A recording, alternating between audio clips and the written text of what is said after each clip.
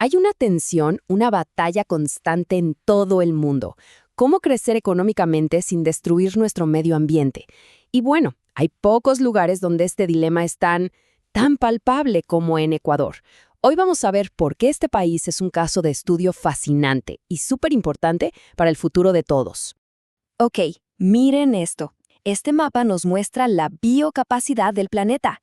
Y si enfocamos la mirada en Sudamérica, ¿ven esa zona tan intensamente verde? Ajá, eso es Ecuador. Estamos hablando de uno de los países con más biodiversidad en todo el mundo, literalmente un tesoro natural. Y por eso mismo, lo que pasa allí con su medio ambiente no es solo un asunto de ellos, nos importa a todos. Y aquí viene la gran pregunta. ¿Cómo un paraíso así termina en una encrucijada tan complicada? Pues la historia es conocida. Con la modernización del siglo XX llegó el desarrollo, llegaron los empleos, pero todo eso vino con una factura ambiental altísima, que hoy simplemente ya no se puede meter debajo de la alfombra. Ahora, ¿quiénes son los responsables de esta presión ambiental? Pues son sospechosos habituales, ¿no? Por un lado, las ciudades que no paran de crecer junto con sus industrias. A eso le sumamos los carros cada vez más y sus emisiones. También, claro, la necesidad de más tierras para la agricultura. Y como un tema central en Ecuador, la extracción de recursos como el petróleo y la minería. Y para que quede más claro, echemos un vistazo a esto. A la izquierda, el mapa nos grita dónde está el problema, una concentración masiva de vehículos en ciudades grandes como Quito o Guayaquil. Y a la derecha, pues ahí está la consecuencia directa. Esa imagen de un bus soltando una nube de humo negro es una postal que lamentablemente se ve todos los días y es una fuente gigante de contaminación del aire. Pero ojo, que el problema no está solo en el aire. Este dato es simplemente demoledor. Pensemos un segundo en lo que significa. El 70% del agua de un río con graves limitaciones. En la práctica, esto quiere decir que el agua que una comunidad necesita para vivir, para beber, para todo, ya no sirve. Es cortar una línea de vida. El caso del río Rosario es un ejemplo terrible de cómo los químicos pueden arrebatarle a la gente su recurso más básico. Y aquí entramos en un tema clave para la economía de Ecuador, el petróleo. Ha sido el motor de muchas cosas, sí, pero un motor que ha dejado una estela de contaminación gigantesca. Y lo peor es dónde ha ocurrido gran parte de esto, en la Amazonía, uno de los lugares más delicados y vitales del planeta. La huella del crudo en los suelos y ríos es visible y afecta a todo, plantas, animales y, por supuesto, a las personas que viven allí. Entonces, el punto clave que tenemos que entender es que la contaminación no es estática. No se queda quieta. Es como una mancha que se expande por todas partes. Lo que empieza en el aire cae con la lluvia al agua. Lo que está en el agua se filtra a la tierra.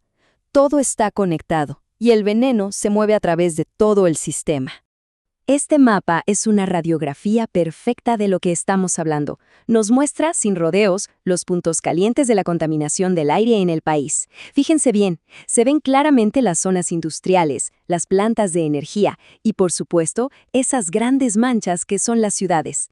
Es como ver un mapa de donde el aire está literalmente enfermo.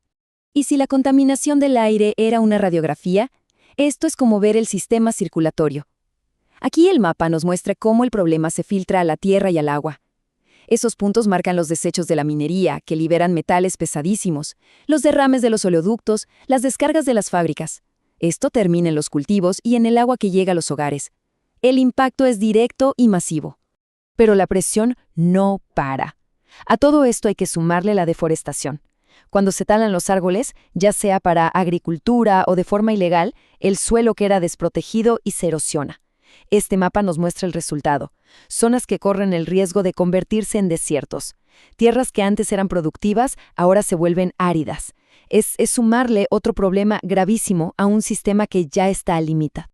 Y ahora hablemos de la basura que se genera en casa. El número es, para pensarlo dos veces, 86%. Casi toda la basura doméstica en Ecuador termina en un vertedero. Y lo que se recicla es una cifra mínima, ni siquiera llega al 2%. Es un recordatorio brutal de que el problema de los residuos es una tarea enorme que está pendiente. Ok, hasta ahora el panorama parece bastante sombrío, ¿verdad? Pero no todo es negativo. porque en medio de toda esta crisis también hay una historia de respuesta, de acción. Ecuador no se ha quedado de brazos cruzados y ha empezado a usar herramientas legales y políticas que de hecho son un ejemplo para el resto del mundo. Y esto es clave, porque Ecuador no solo reaccionó, innovó. Fue uno de los primerísimos países del mundo en decir, en su constitución, que vivir en un ambiente sano y sin contaminación es un derecho fundamental de las personas. Esto no es un detalle menor. Cambió por completo las reglas del juego y creó una base legal súper sólida para defender la naturaleza. Y este compromiso no se queda solo dentro de sus fronteras. Esta tabla lo deja claro. Ecuador ha firmado y ratificado los tratados ambientales más importantes del mundo, desde proteger la biodiversidad hasta combatir el cambio climático. Es una señal clara de que quiere ser parte de la solución a nivel global, no solo local. Pero claro, las leyes no son suficientes si no hay acción. Y se está actuando. Ya se están usando técnicas súper modernas para, literalmente, limpiar el desastre. Hay tratamientos físicos, como si fueran coladores gigantes, químicos para neutralizar los tóxicos, e incluso biológicos, donde se usan microorganismos, la propia naturaleza, para que se coman los residuos. Y con esto, volvemos al principio de la historia. Ecuador está, ahora mismo, en esa encrucijada. Tiene que caminar por una cuerda floja, buscando el equilibrio justo entre las necesidades de su economía y su gente, que son totalmente legítimas, y la responsabilidad enorme de proteger esa riqueza natural única que tiene.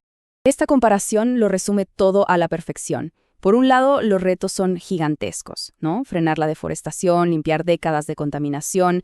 Pero, por el otro lado, la oportunidad es igual de grande. No se trata solo de proteger un tesoro natural para el planeta, sino de convertirse en un líder, en un ejemplo de cómo un país puede darle derechos reales a la naturaleza y defenderla con la ley. Y todo esto nos deja con una pregunta flotando en el aire, una pregunta que va mucho más allá de Ecuador y que nos toca a todos. ¿Será que de verdad podemos lograr que el progreso y la preservación vayan de la mano? ¿Es posible avanzar sin tener que destruir ecosistemas tan vitales como este? Y para terminar, volvemos a esta imagen, al mapa, a esa mancha de vida intensa que es Ecuador. Porque la respuesta que este país encuentre para su encrucijada, la que sea, va a resonar en todo el mundo. Nos recordará que el equilibrio de estos lugares tan importantes es, al final del día, el equilibrio de todos nosotros.